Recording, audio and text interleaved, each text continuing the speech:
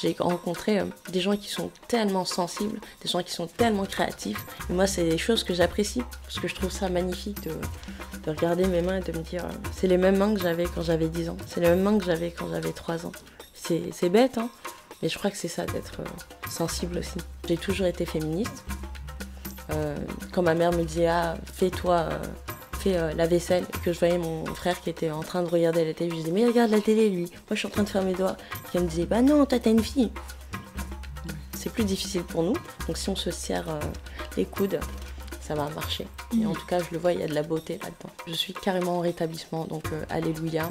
Je pense vraiment que ce soit la bipolarité ou d'autres troubles, on a un pouvoir magique en soi.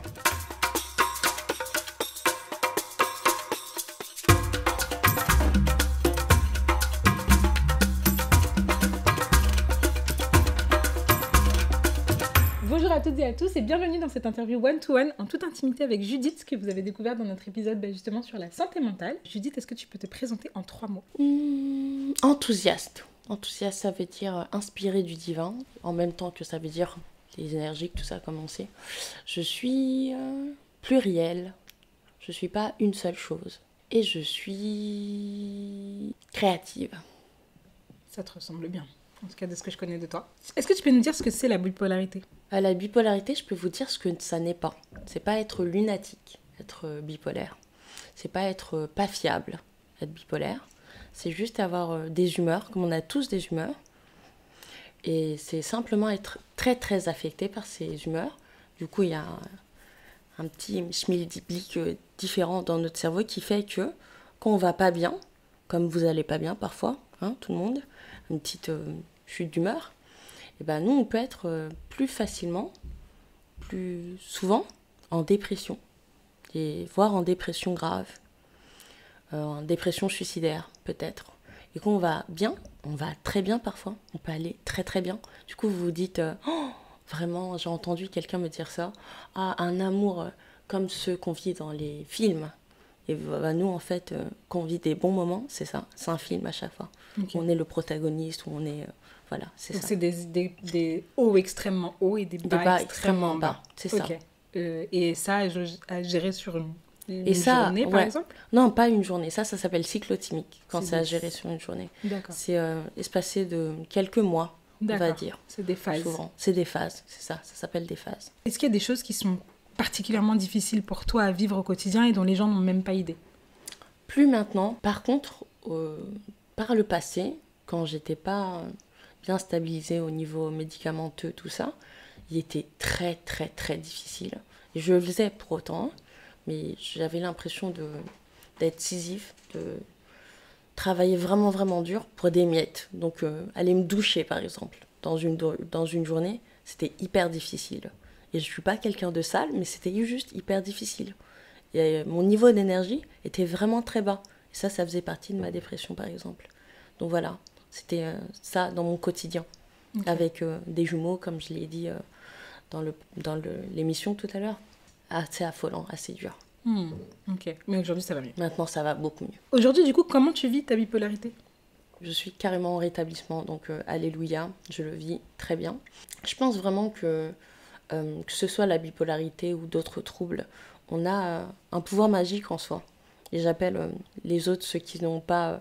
de sensibilité à ça, ceux qui n'ont pas de curiosité à ça, et ceux qui ne sont pas atteints ou concernés, je les appelle les moldus maintenant, parce qu'ils n'ont pas de pouvoir magique. Nous, on a des pouvoirs magiques.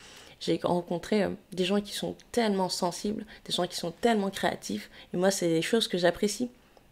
Donc, je le vis très bien maintenant. Est-ce que tu pourrais nous dire la dernière fois que tu as eu un fou rire, et pourquoi c'était ?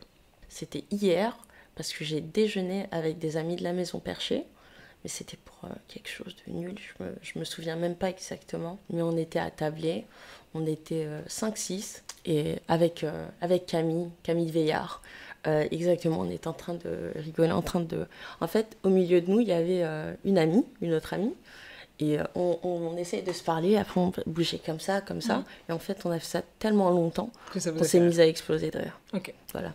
Donc c'est nul. Des situations bateaux du Désolée. quotidien, mais qui font du bien. Ok, je vois. C'est quoi ton meilleur souvenir ? C'était il n'y a pas longtemps. Mais c'était pas de toute ma vie. C'est parce que il y en a tout le temps qui viennent maintenant. C'est-à-dire que je suis heureuse plutôt. C'est heureux. C'est mon fils. Je lui dis, bah, je suis ta mère quand même. Il me dit, bah non, t'es pas ma mère. Je le regarde, il me dit, bah, t'es ma maman. Et j'ai fondu à l'intérieur, j'ai fait comme si j'avais... J'ai dit, ok. C'est trop mignon. C'était ça. Okay. Mon meilleur souvenir récent. Si tu pouvais parler à la Judith qui a 10 ans, qu'est-ce que tu lui dirais? Je lui dirais, t'es parfaite, continue comme ça. C'est très beau. Parce qu'elle doutait souvent d'elle. Chose que je fais encore souvent beaucoup. Et du coup, si tu pouvais parler à la Judith dans 10 ans? Je lui dirais, n'oublie pas. Mais je pense que je vais pas oublier. Parce que je trouve ça magnifique de regarder mes mains et de me dire, c'est les mêmes mains que j'avais quand j'avais 10 ans. C'est les mêmes mains que j'avais quand j'avais 3 ans. C'est bête, hein. Mais je crois que c'est ça, d'être sensible aussi. De s'émerveiller de ce genre de choses. Du coup, je lui dirais, ne change pas. Et pareil, t'es parfaite, je crois. Aujourd'hui, qu'est-ce qui t'apporte le plus de sérénité? Mes enfants.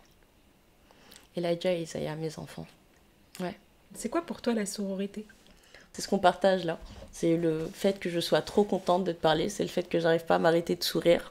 C'est le fait qu'il y a un truc, quoi. Et que je reçois ça, que je ressens ça. Avec parfois des femmes que je connais pas. Parfois des femmes qui ont des âges très différents de moi. Parfois des petites filles. Parfois des femmes âgées. Et c'est magnifique et j'aime beaucoup, je trouve ça. J'ai toujours été féministe. Quand ma mère me disait, fais la vaisselle, et que je voyais mon frère qui était en train de regarder la télé, je disais, mais regarde la télé, lui. Moi, je suis en train de faire mes doigts. Et qu'elle me disait, bah non, toi, t'as une fille. Ouais. Ça commence à te tendre. Voilà. Et voilà, et ça n'a pas bougé. Et c'est pas elle, c'est la société, c'est le monde dans lequel on vit. Donc je me dis que c'est plus difficile pour nous. Donc si on se serre les coudes, ça va marcher. Et en tout cas, je le vois, il y a de la beauté là-dedans. C'est dur, mais il y a de la beauté là-dedans. C'est quoi ta plus grande fierté? C'est d'avoir terminé mon master. Ouais, de marketing à l'école de commerce. Parce que j'étais pas au courant du tout. Mais j'ai commencé à avoir des gros symptômes de mon trouble bipolaire à ce moment-là. J'ai vécu ma bonne dépression à l'entrée de l'âge adulte. En fait, j'ai fait une classe préparatoire avant l'école de commerce. Donc j'étais vraiment school smart, book smart. Et je savais pas du tout me débrouiller en dehors, tout ça, machin. J'ai dû être poussée du nid et voler de mes propres ailes en tombant plus qu'autre chose.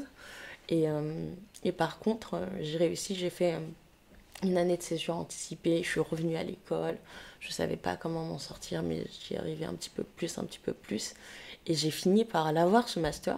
Et j'ai fait un échange universitaire à Nottingham, une école super prestigieuse de l'University of Nottingham, parce que j'étais une des meilleures en anglais.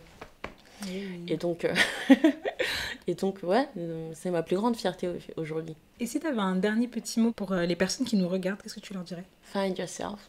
Connais-toi toi-même, c'est vraiment un conseil très important. Chez qui l'avait dit? Un Socrate qui l'avait dit, find yourself. Et je pense que c'est hyper important de se connaître soi-même. Et je pense qu'on se connaît aussi au travers des gens. Je pense qu'on est des miroirs les uns pour les autres. Parfois des miroirs déformants, parfois des miroirs. Mais tous, on est là pour s'aider à se connaître aussi. Et Dieu avant tout. Parce que je suis très très chrétienne. Ça m'aide en tout. Ça va vous aider aussi. Si vous croyez. Si vous croyez pas, c'est pas grave. Merci beaucoup, Judith. Merci à toi. Je suis très touchée de faire ce moment avec toi. Moi Merci aussi. beaucoup. Merci à toutes et à tous qui nous avaient regardés. Comme d'habitude, n'oubliez pas, abonnez-vous. Continuez les discussions aussi avec nous en partageant la vidéo, en commentant, en likant. Et on vous dit à très vite pour un prochain épisode.